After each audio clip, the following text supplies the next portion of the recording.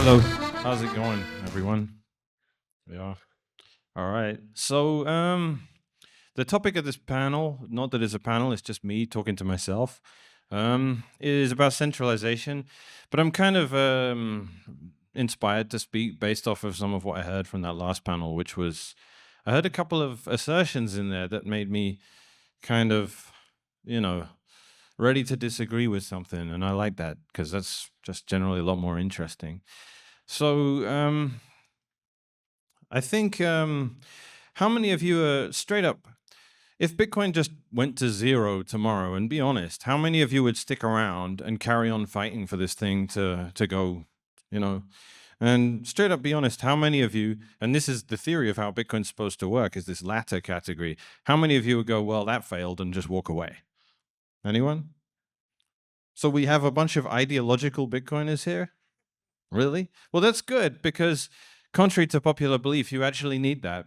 And you need people to be committed to turn this thing into what it is because it's not, Bitcoin is not a law of physics. It doesn't just exist and do this thing. And no matter how humans act, it will continue to do this thing, right?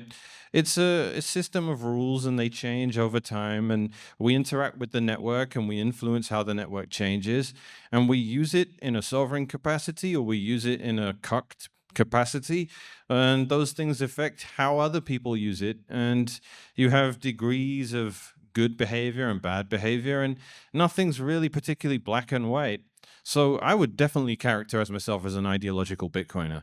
But Bitcoin itself is conceived purely in out of pragmatism.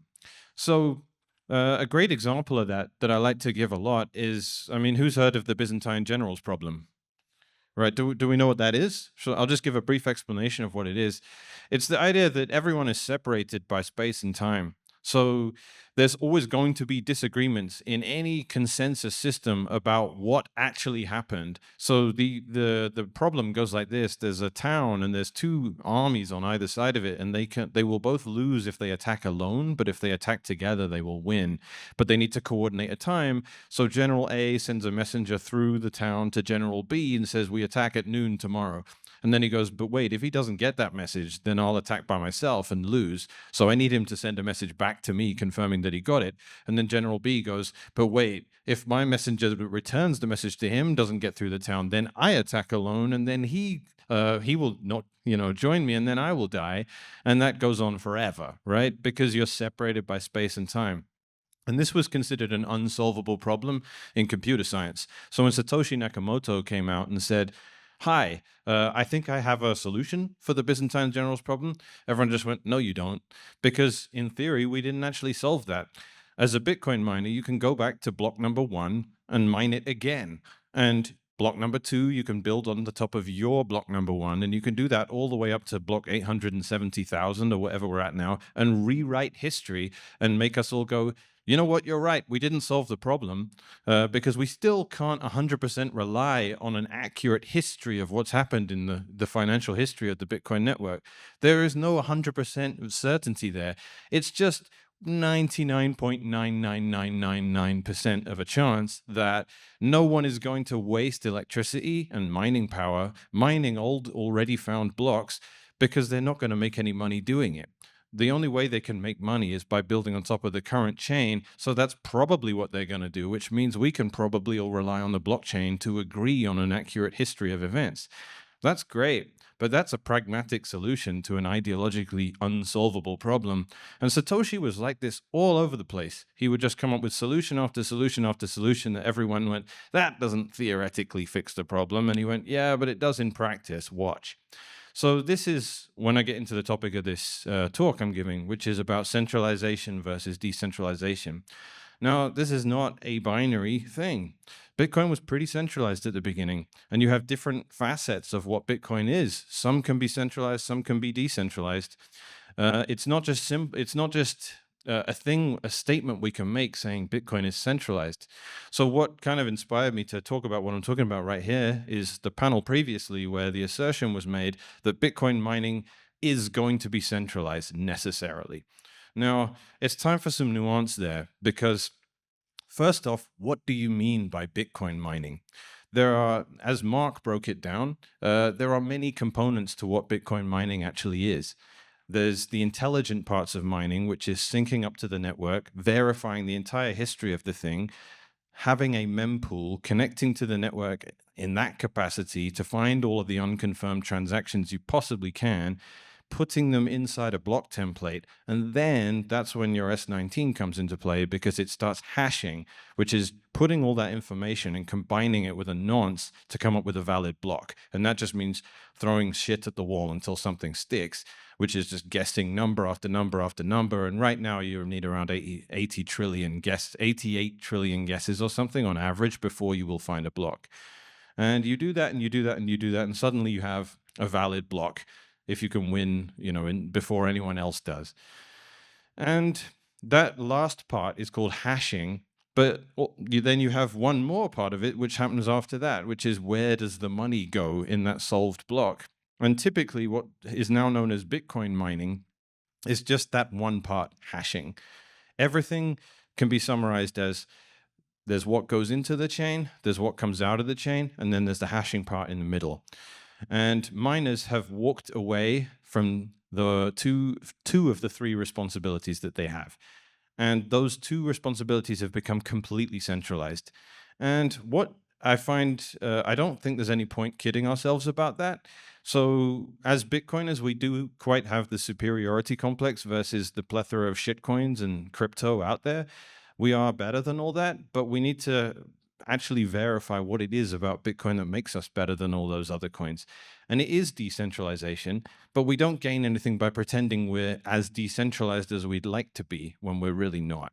So the centralizing aspects within mining are not actually hashing, which is good because that is the proof of work component.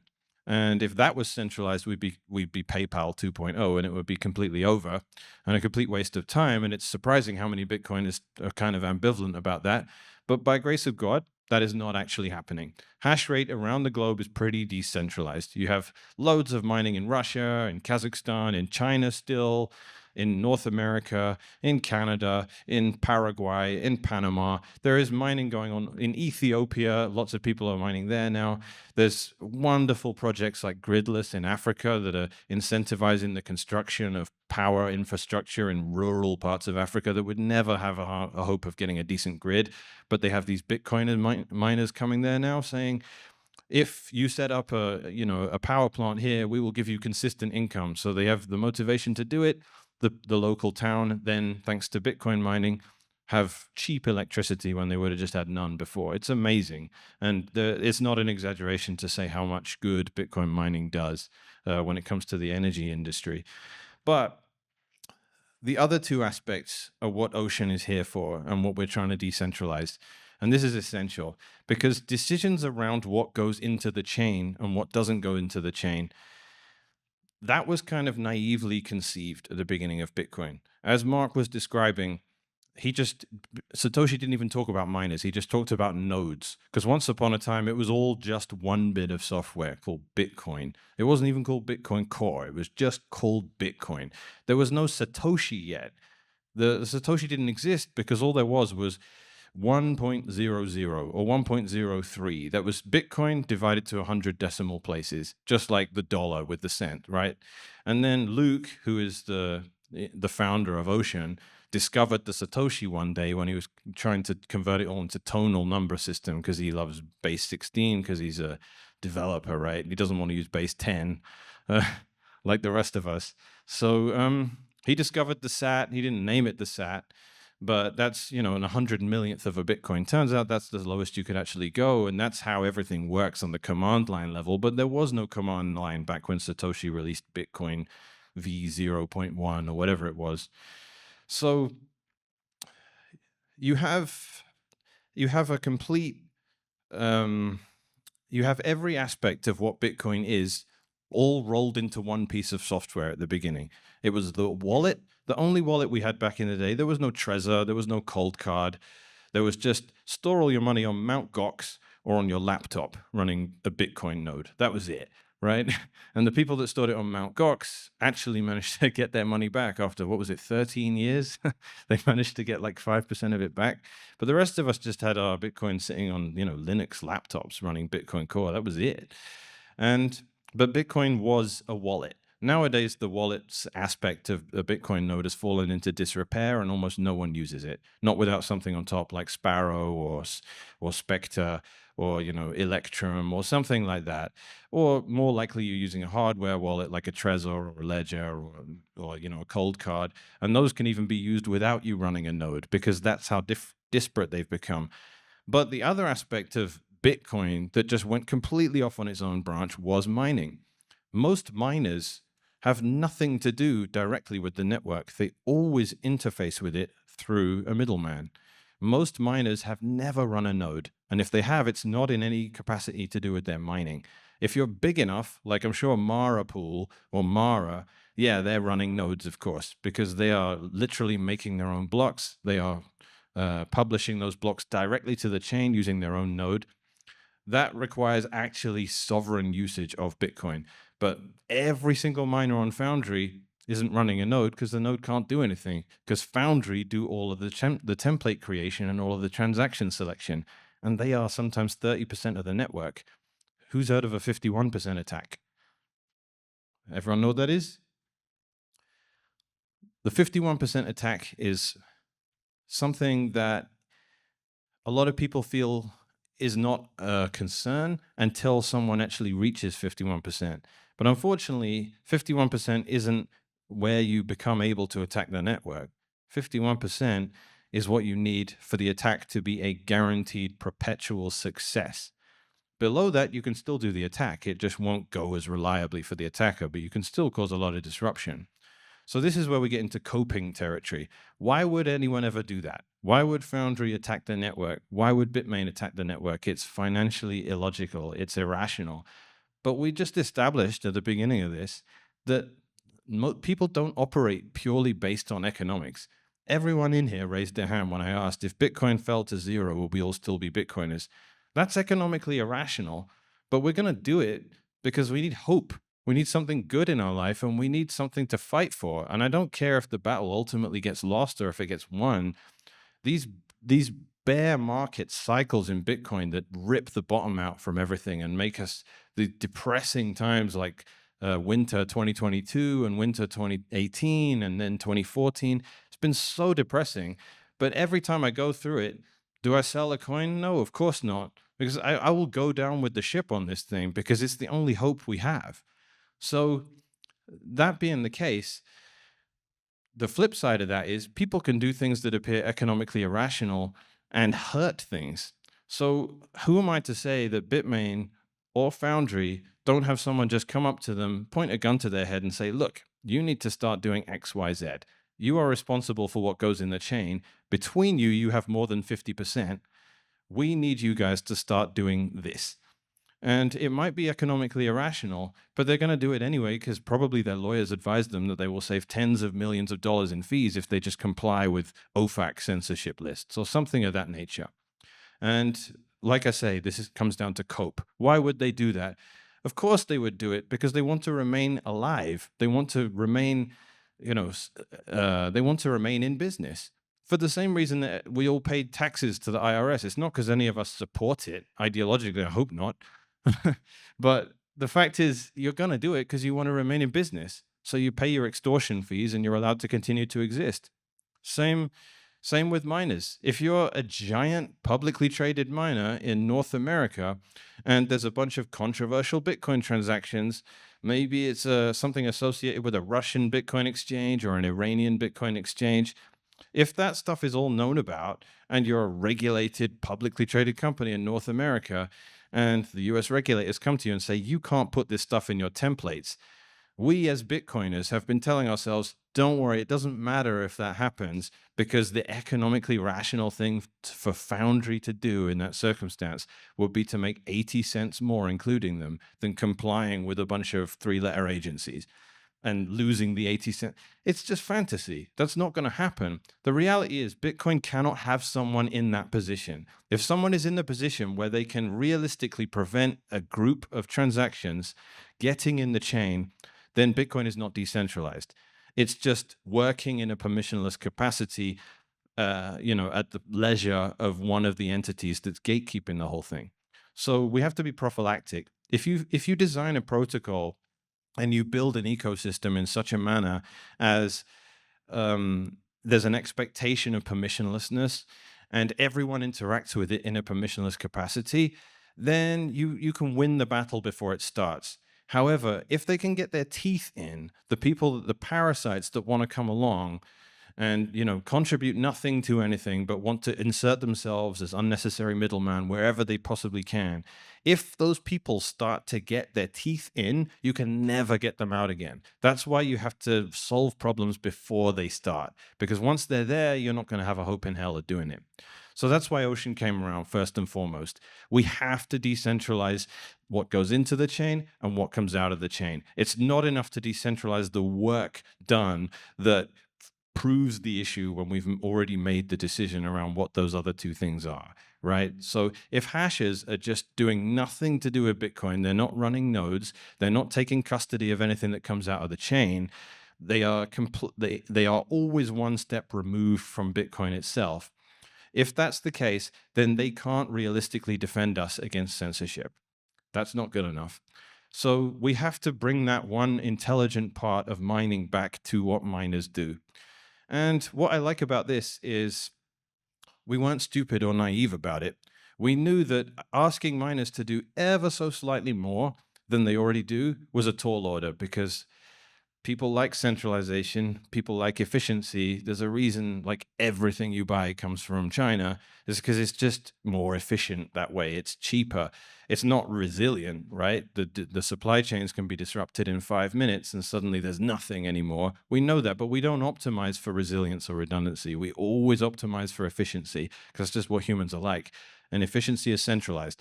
So have one guy, the guy that is doing whatever he's doing at the back end of Foundry, design everything that happens for mining, take custody of everything that comes out of the chain when it comes to mining, and just let the miners do this one component, which is hash. And we're saying, no, we're going to need you to do a little bit more than that. If we want to sit here and say we're better than Ethereum or we're better than Dogecoin or Litecoin or whatever, we have to be able to credibly stand up here and say, yeah, we're actually censorship resistant. We've never censored, because the two guys that decide what goes in the chain have always just been nice. That's not good enough. We can't do it. And I think I've made the point enough. So Ocean comes around and says, we need a practical solution to this. And for years and years, since 2011, I think it was, the initiative to do it was always Stratum v2, which is in theory, it allows you to avoid certain attacks. It allows miners to communicate with their pool in an encrypted fashion rather than in plain text, which thwarts certain attacks, but it was still, I'm probably going to get more into that tomorrow, so I'm going to hold off talking about that now. But higher level, it's just get mining pools away from the job of deciding what goes inside blocks and hand it back over to the miners. So that means miners now have to run nodes again, as they should be, and it means they have to connect up to the network, they have to validate what's going on, they have to get as many transactions as they can, and they must put them in the blockchain themselves. But they still need to collaborate with other miners, otherwise their cash flow is going to suck. Unless you have 10, 20 exahash or something like that, you cannot afford to solo mine. And again, the idealistic solution to fixing Bitcoin mining is all of you have just got to solo mine, that's it. Is that going to work? No. You have to collaborate, you have to split rewards, and you need to be able to pay your energy bills. So you need a reasonable amount of blocks every month so that you can actually pay what you need to pay in order to stay in business. That means collaborative mining, that means pooled mining, but does that mean pools need to design block templates? Absolutely not. That's just what's been happening. So now we can finally stop that from happening, thanks to, well, again, need to zip my lip here because this is basically, in my opinion, one of the most exciting things to have happened in Bitcoin's history. But I have to, again, I was going to walk up here with a giant elephant and just not mention it, because this whole talk, there's an elephant in the room I just can't mention yet. So that is what we need to do to make Bitcoin mining incredibly decentralized again. And that is the most centralized aspect of Bitcoin at the moment. And it's kind of on par with the centralization of ASIC manufacture as well. Someone's got to get out there. We've got to break up the centralization of semiconductor manufacturing. We can't just be buying everything off Bitmain. And it's kind of indicative of how bad that's become. We know that there's backdoors in what Bitmain does. We know that they had remote kill switches in everything before. We know they got caught. We know they lied about it after they got caught. And to this day, it remains closed source. None of that would fly in more mainstream Bitcoin culture. And that's another area in which mining forked off from the rest of what Bitcoin was, not just on a technical level, but by ethos as well. In hodl culture, as I'll call it, juxtaposing it with mining culture, hodl culture, we say, not your keys, not your coins. Right? Miners don't say that because everything they mine just goes into the pocket of the pool they're mining on, and then the pool pays them after the fact. That doesn't have to be the case. On Ocean, we just pay you directly. If you're 20% of Ocean's mining power, every time we find a block, you get 20% of what's in that block because you're paid in the block. The minute the new money exists, it's already yours. So if someone fat fingers a transaction, like last year, we had F2 Pool mine a block that had a 19 Bitcoin transaction fee in it. And we had Ant Pool mine a block that had an 83 Bitcoin transaction fee in it. In both cases, they gave it back to the person that made the mistake. While I admire the ethics of that, the miners on those pools didn't make that decision, and it should have been their decision to make. If you want to give it back, absolutely respect. But in our case, if and when Ocean finds blocks that contain fat-fingered transaction fees, the person who made the mistake has to find the miners that found that block. That's all they can do because Ocean can't do anything about it. That's the position we want to be in. So gun to Ocean's head, what can we do? We can't censor the chain. We can't reverse transactions that have already been paid to miners. There's nothing we can do. So back to the what I posited at the beginning of this, are we centralized or are we decentralized? It depends.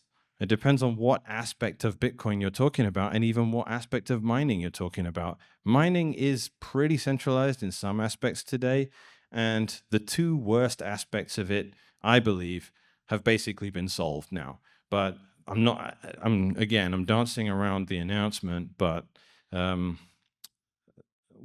be able to elaborate on that a lot more tomorrow. So centralization and decentralization more generally in Bitcoin, there's a few other points. You have 95% of the Bitcoin nodes are Bitcoin Core. And in my estimation, there's been some really bad problems with Bitcoin Core of late. I don't like to be too negative about it. I've gone into more sort of scathing rants before, and I'm probably going to avoid doing that now. But I think that's another area of cope where if you're brand new to Bitcoin and someone's trying to tell you, hey, what's up with Bitcoin? And you say, oh, there'll only ever be 21 million, blah, blah, blah. And you give all the standard lyrics, right? And then they say, well, what if someone just changes that? And you're like, oh, well, they can't because, there's this thing called Bitcoin Core. And if you ever did that, then people wouldn't run the client if you were doing stuff like that. And I'm like, all right, well, let's test that theory, shall we? What if stuff started happening in Bitcoin Core that you didn't like? Is it just boiling frog theory? And that's basically what we turned out to be true, right? There can be stuff in Bitcoin Core that's not good for the network, and people just carry on using it anyway, because that's unfortunately how people work. And it's not like evil, malicious developer comes along and says, ha, I made there be another million Bitcoins and paid them to myself. They never do that, right? It just slowly becomes not as good as it was, and there's no obvious alternative, and no one move is bad enough to inspire you to leave and do something else. So that's an issue. But again, it would be nice to see the immune system, continue to play the role it usually does in Bitcoin, where something goes wrong, we react to it, and we improve, and we root around the problem.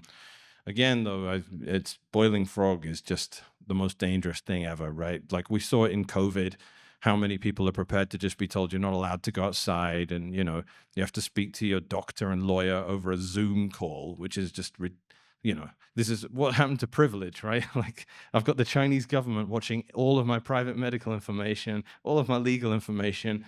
Like, what are you talking about? This is a farce. But most people just went along with it, right? And you can have that happen. Complacency is a terrifying thing, and it can set in Bitcoin, and it's more and more likely the bigger and bigger we get. So, yeah, I think without giving the game away, we do have something really big we want to announce tomorrow. It's a preemptive strategy, right?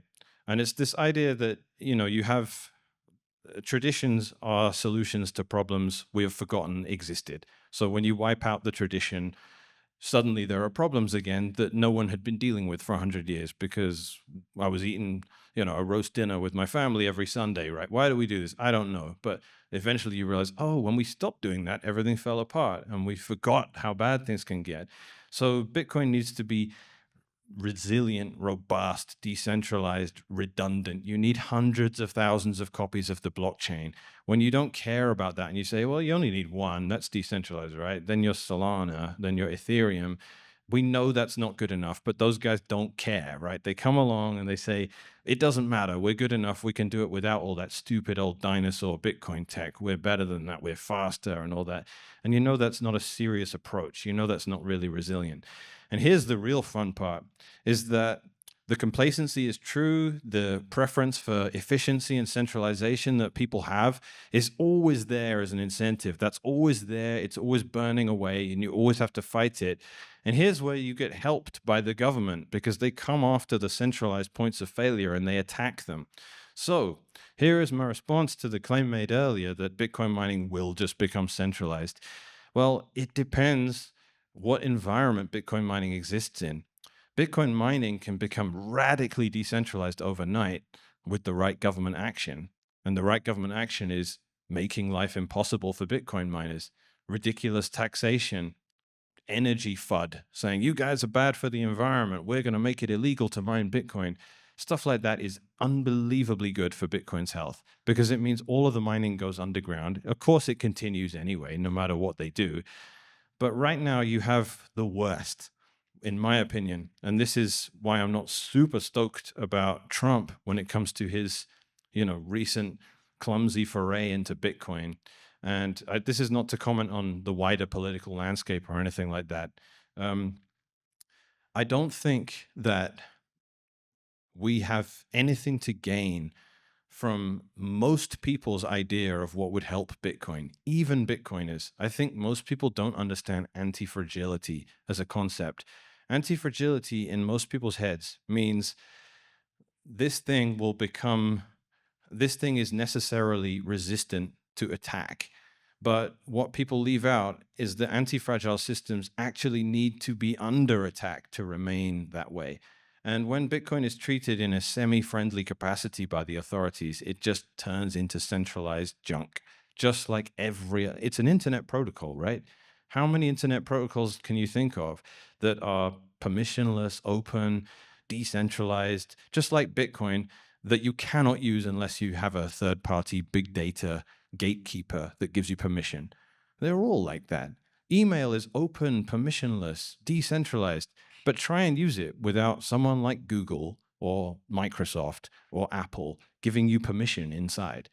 You can't. If you spin up an email server at home today and try and email someone else that's got a Gmail account, it will just never show up because the whole protocol is gate kept by a tiny cartel of people that have decided to say, you're not all going to run email servers. We'll do it on your behalf and we'll give you permission to get inside the walled garden. That's what Bitcoin mining looks like today. If you want to mine yourself in a capacity where you're permissionless, where it's just you and the network, there's no one in between you, we are not gearing up for that to be a reality anymore. So you start, and the minute it isn't the normal way it's used, like you can still use email today in that permissionless capacity, but you can only communicate with other people doing it like that.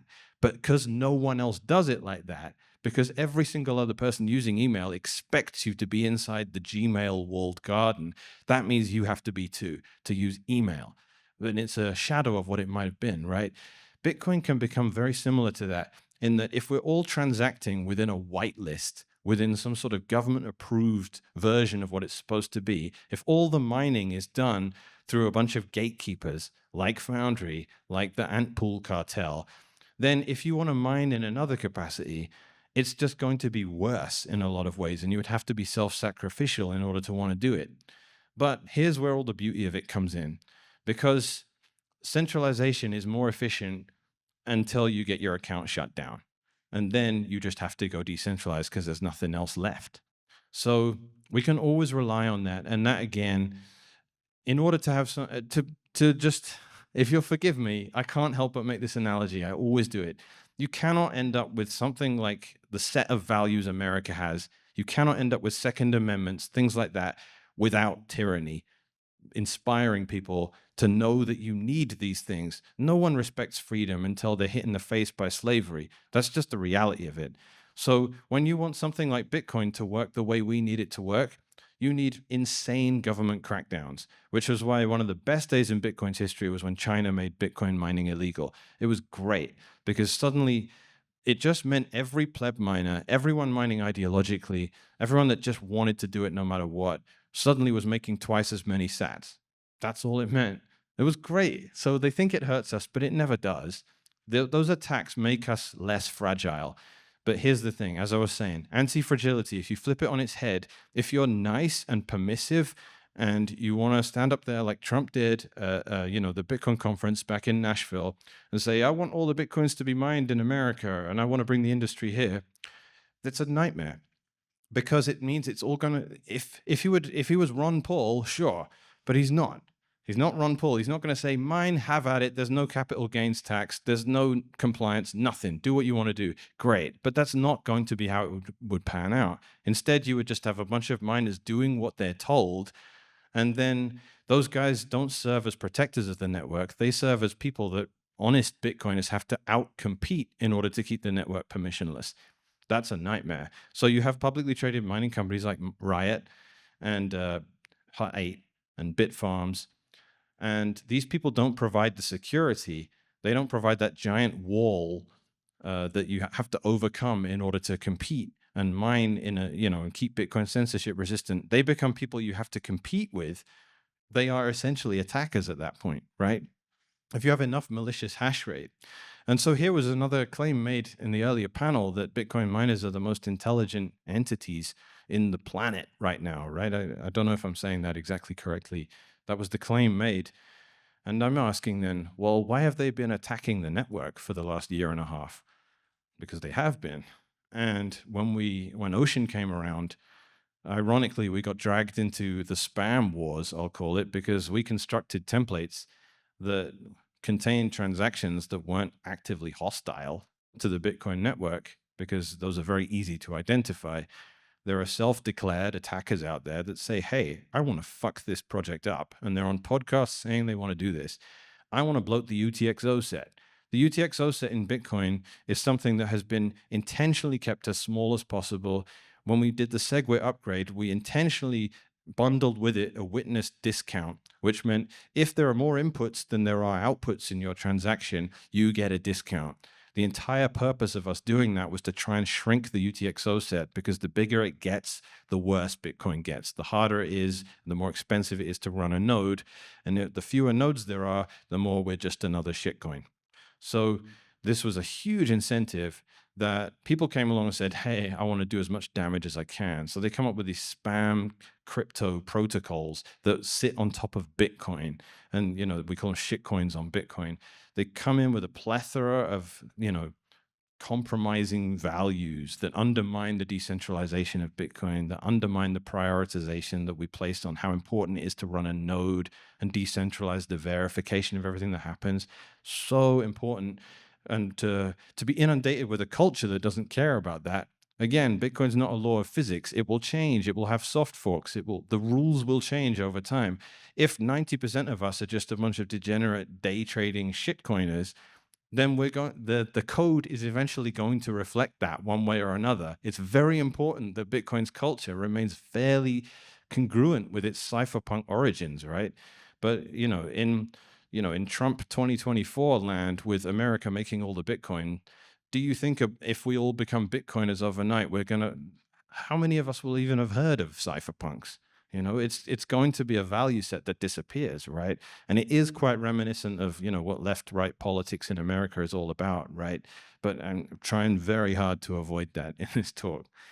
So this attack, it bloated the UTXO set. Back in around January of 2023, we had around 80 million UTXOs. And it had been growing, sort of like this, like this. Then these spammy protocols showed up, and in a year, we suddenly ballooned up to over 200 million UTXOs. Right? We more than doubled in a year. And as a result, we wrote off a whole class of hardware now that can no longer run a Bitcoin node. That was an out and out attack. Miners made pennies extra, including all this stuff, an utterly trivial amount, and they did it without anyone even speaking up about it like it was even an issue. It was done completely thoughtlessly. And Ocean came along and said, obviously, we're not going to include that stuff in the templates we make, right? We'll give you the option to put it in if you want. That's your right as a miner. But you presumably want the option not to attack the network for an extra $2 a week, right? And actually, every single block we've found, except one, has gone along with what we would encourage miners to do, I'm really happy to say. So every Ocean block you'll find, if it contains any sort of arbitrary data storage, which is not what Bitcoin's for, it's been the least harmful kind, which is something called op return. I don't know, do people know what op return is here? Right. So I'll run through it real quick. Since Bitcoin, began, it's a ledger, it's for storing transactions, financial history, but someone will find a way to upload JPEGs or whatever you like, right? But we know it's not for that. And we know it runs on incentives. So if someone wants to start uploading MP4s and all this crap into the blockchain, hey, it's great for them because they get redundant storage. It's the world's most redundant cloud storage ever, right? If you can store all your important data encrypted in Bitcoin's blockchain, that's great. It's cheaper than anything else, but you're sort of leeching off a public resource, which is these people running nodes and storing it on your behalf. They don't want to do it, and they're not compensated for it. And the more you do it to them, the less inclined they will be to run nodes. And then we all just drive off a cliff together, because if we don't have lots of nodes, we don't have a network anymore. Why are you doing 90 trillion rolls of SHA-256 to solve a block? Because 5 people running nodes require that of you. That's a joke. That becomes an arbitrary hoop to jump through. The reason you as a Bitcoin miner will try 90 trillion guesses of double SHA-256 is because there are tens of thousands of nodes that require that of you. They're never going to rug pull you, right? The worst thing in life is playing a rigged game. And you don't want to get good and skillful, and finally it's your turn to win the game and someone changes the rules on you. That sucks. That inspires incompetence. No one wants to become good at anything again. That's clown world. That's fiat economics. Bitcoin fixes that by saying if you can earn Bitcoin, your value won't be stolen from you, right? It's an unriggable game. That's what we like about Bitcoin. That's what makes it special. But if there are only 5 guys running nodes, that's a riggable game again. You need enough people for the rules to become wide enough again. An analogy I use for this a lot is the English language. The reason you can't change the meaning of words is because there are a billion people enforcing the rules of the English protocol. If everyone can speak English, no one can change it. You can add new words if you like, they can catch on, but you're never going to change words that have been around forever. They're going to be very hard to change. You can't hard fork English by changing the meanings of words. They can try and do it 1984 style, but they're not particularly successful with it. So when it comes back to attacking the network, we were very surprised when it turned out that not only were people unhappy, happy to carry on attacking it, they were unhappy with efforts to fix it. That was really surprising. And as I said, this was called the spam wars, because we said there is no need to store arbitrary data in Bitcoin's blockchain. And as a node, I certainly don't want to store it. I have no interest in that. All it's doing is making it more expensive for me to use it as a financial network, which is what it's for. And there was a lot of ignorance. I will, speak bluntly. A lot of people didn't realize that if they'd been running a node, their node had been rejecting and discriminating transactions that were really just cover for storage of arbitrary data. They'd been discriminating against that since Satoshi's time, because he was incredibly hostile to this. That is not what Bitcoin is for. If Bitcoin can do everything, it can't do anything particularly well. Bitcoin does one thing. It's a ledger that stores the entire history of the financial system. for anyone to access, but it does so in a way that if we can minimize the feature set enough and if we can make it efficient enough, we can use the world's worst database, which is a blockchain, for the one reason it's good. Enough people can have a copy of it and enough people can be verifying what goes into it that it actually becomes censorship resistant. If you can do that, then it becomes worth it. But any other use of blockchains will just naturally centralize it. And a centralized blockchain is just a crap database that's really, it's just worse than any other alternative. And, it's 2024 and there's still people talking about investing in blockchain technology. And I'm like, this is amazing to me. Like, it's been how many years since we went with this? There's nothing here. There's Bitcoin and it uses a blockchain because it has to. But anything else using it is just someone trying to sell you hot air, basically. So we said, all right, obviously we got to protect this thing. We got to stop it being used for arbitrary data storage, which is a huge issue because, as I said, it disincentivizes people running nodes. It brings in a different culture of people that are just interested in short-term pump and dumps, like ordinals or inscriptions or stamps or BRC20 or all this crap that was around 8 months ago that you never hear about now because it was all junk. And the trouble is, it did a lot of damage to Bitcoin, and it was ultimately on miners to say, I don't want to undermine the gold. I don't want to kill the golden goose. I don't want to undermine the system in which I've invested.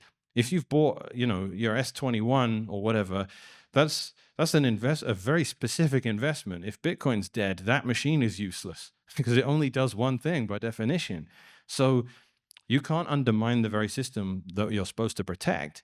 And to me, it wasn't willful. I don't think miners were interested in doing that. There was just no knowledge around it. There was no knowledge of the history of what Satoshi did. And as I said, the op return wars was where we as a community said, we don't want to store this stuff, and we are deliberately going to make Bitcoin not particularly conducive to storing arbitrary data. But if you insist on doing it, we'll give you this way to do it. Op return, and we'll give you 42 bytes. And then we later changed that to 83 bytes in core, and it stayed the same in nonce, but I digress. But that was it. If you wanted to store like, I love you, Tracy, in the blockchain when you got married or something, you could do it and it would get in. There's not very much data. But if you wanted to start uploading JPEGs, that basically wasn't possible. You had to go out of band to miners. You couldn't use the P2P layer. It created much more barrier to entry. And as a result, it just never happened. And they all went over to Ethereum. And Ethereum was great. It was the world's best idiot container. And then people said, all right, let's bring them all over to Bitcoin, shall we? Like, we can kill Ethereum by adopting Ethereum's features. And then it's just, if you gaze into the abyss gazes back into you. If you go and try and poach shitcoiners from shitcoins, they will turn Bitcoin into a shitcoin. And it's not hard to see how they do it, because again, Bitcoin's not a law of physics. It changes, it morphs, and it does so in accordance with the culture using it.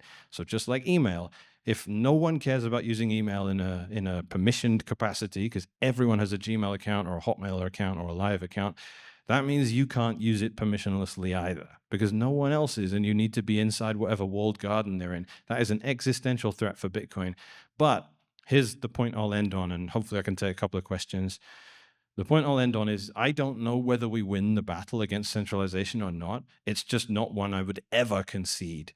So the earlier statement made that Bitcoin mining will de facto be centralized because that is what will happen and it's preordained might be right. I don't think it is, but I'm definitely never going to give up the fight. We are definitely going to do everything we can to decentralize Bitcoin preemptively. If governments want to help us out by labeling us all as terrorists or eco terrorists or whatever it is we might be doing to destroy the environment or boil the oceans or any of that, that would be great because it really helps us when they do that stuff, even though no one would ever ask for it unless they're a total masochist. Great. I'll take all the help we can get.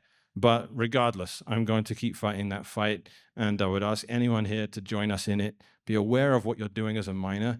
Be aware of the permission you're requiring of others when interacting with the network. Minimize it, reduce it, eliminate it ideally, and encourage others to do the same. Thank you.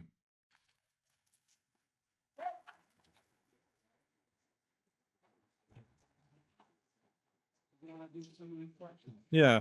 Yeah, let's do it. All right. Throw it out there. All right. We got question time. Go for it.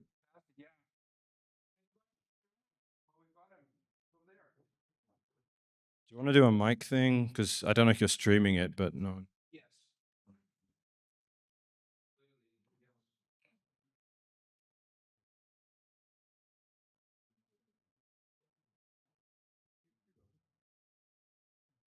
Right. Hi again, Ken. So,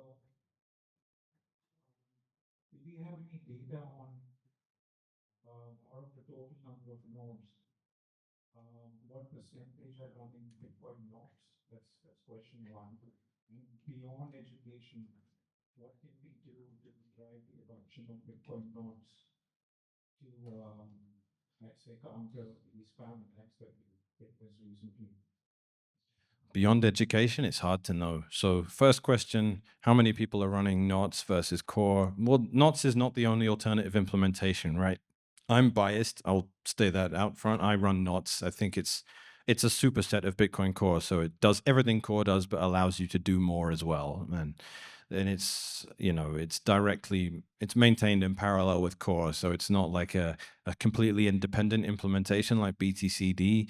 There are risks running something like BTCD. You get, I'm sure, like last year and around April, some of you may remember, like half the Lightning Network went down. That's because half the Lightning Network is LND, and LND uses BTCD, and there was different, consensus parameters inside it. And Bitcoin, unfortunately, can't be that. Like, it's very helpful that we have this centralization around core in a lot of ways. It's how we can actually do soft forks. So again, pragmatism, it's kind of difficult to tell everyone, like, everyone should run their own Bitcoin implementation from scratch. If we did that, the network would just keep grinding to a halt every 5 minutes. So we have this centralization around core.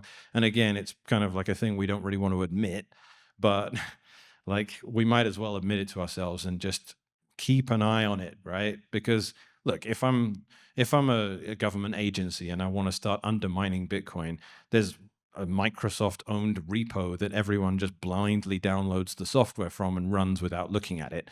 I mean, there's going to be infiltration of some sort there. But in my estimation, it's already become utterly undermined. So the spam wars that went on last year, Bitcoin Core should have been all over it. We have precedent of that back in 2014. Everyone that was in Bitcoin back then that, was a legend, an OG status Bitcoin developer, they all said Bitcoin's not for arbitrary data storage, go away. And when people try to say that's censorship, they went, just, it's not what the thing is designed for, just get out of here, right? And the analogy I like to use for that is, building of roads, right? Without any sort of libertarian appeal to who does it. I'm just talking about the function they serve. They are designed roughly for what a car is. And if one of them flooded one day and people started riding boats down the thing, and we just turned a blind eye to it and said, all right, people use roads for boats now. And then they started clogging up sewer drains and stuff to make sure it was always flooded. And they started pushing for them to be wider so they could get more boats down. We say all that's going to happen now is no one's going to buy a car anymore because there's nothing reliably they can drive on, which means there won't be roads soon either. That was basically what the assertion was. If you turn Bitcoin into arbitrary data storage, you won't have Bitcoin for much longer. So go away. And talking about, you can say, oh, it's censorship. You get to drive your car down, but I can't ride my boat down the road. That's, who are you to say what's a car and what's a boat? Where do you draw the line? And I'm saying, look, fine, have the ideological discussion, but at the end of the day, here's the world you're going to create. And again, Satoshi level pragmatism is always the way. So I say run Bitcoin knots. And beyond education, I'm not sure there's much you can do. Unfortunately, it is a political battle. You do have to talk about some of what goes on in core, and you have to say this isn't good enough. And people have emotional reactions to that, and the dislikes are based on not necessarily the most rational things. But you're dealing with people en masse. There's always going to be an aspect of politics to it. So, making memes, things of that nature, right? There's a lot of memes out there about people running knots instead of core, and as there should be, and that's what inspires people. And it's not like all the people running knots as a result of this have read the source code. Probably most of them haven't. I haven't. So, that's the level we got to operate on here, I would say. Yeah, anything else? Any other question?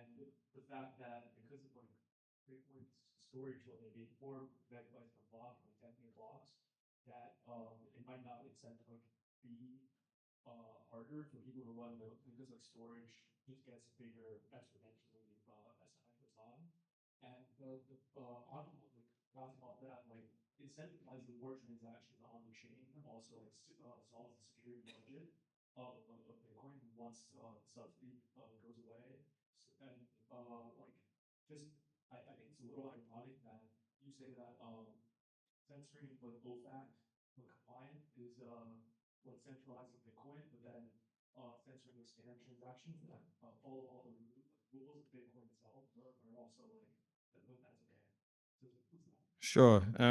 So I've been dealing with a lot of those arguments for a year and a half now. I try not to be too scathing in my response to them because it's become a very sharp sword. And I respectfully, strongly disagree, right? So censorship is a word we can never afford to use in a casual, loose capacity without respect for what it actually means. Bitcoin miners have the right to put whatever they want in the chain. They have the right to exclude whatever they want. If that wasn't true, there wouldn't even be transaction fees. They are not under any moral obligation to put anything in the chain, right? They are under pragmatic obligation, right? If they choose not to, that's their right. There is a world of difference between a miner saying, I'm not putting that in the chain, and the government going to a miner saying, you can't put that in the chain. One is censorship, one is sovereignty. And to draw an equivalence between those two is just a huge disservice to what it is that makes Bitcoin, have this coherent. Uh, it's kind of hard to put that into words exactly, but it's something that's dangerous. It's an undermining of the term, right? So when Ocean produced block templates that didn't have arbitrary data storage in them, it did so for very logical reasons. But your final point about they are abiding by the rules of the protocol, that is the definition of spam, right? If you violate SMTP with, an email, you're sending out to everyone that's a fake Bitcoin account hack or something like that, or penis enlargement pills or whatever you want to spam people with, that is not going to violate the rules of the email protocol. By definition, it's going to fit them, but it's on someone running. There is never an objective difference between spam and between legitimate usage of a protocol. You can't draw a hard distinction between the two, but everyone knows the difference. You have a spam folder in your email inbox. No one would ever tell you that you're obligated to read it all or your email provider is obligated to send it to you because it's censorship if they don't. There is simply, where we're all adults over in that world, we say email would be completely unusable if no one took the effort to distinguish between the two. Now, is it a pain? Do we sometimes get false positives? Yep. My email address has Bitcoin in the word. So you can imagine how many spam folders my emails end up in, right? But if no one took the effort to say, look, this is a wide open permissionless protocol, right? To some extent, email still is, despite what I was saying earlier. If no one took it upon themselves to say, there is use of a protocol and there is abuse of a protocol. And if it's permissionless, it's wide open for abuse. Look at Nosta. We got Nosta fans here? It's great. And about 2 weeks ago, it started becoming completely just flooded with spam. And it's infuriating to use it. And you start looking to all of the relays to say, can you guys stop relaying this stuff? Because it's making it unusable. So the same thing can happen in Bitcoin. And we don't have, sure, we do have some limitations like the block size, you know, but again, that's not watertight, right? It's actually a lot more expensive to start sending out emails that are spammy. Sorry, it's a lot cheaper to conduct a properly financed, email spam procedure. It's still a pain, right? Because as I said, if I email you from my private server, it probably just won't even get in, not even into your spam. It just won't show up. However, if there's like a well orchestrated, Nigerian $30 million wants to send you money or whatever, the fact that I even end up in your spam folder meant there was a cost to doing that. Like the person has to stay one step ahead of all of Google's policies to try and catch this stuff.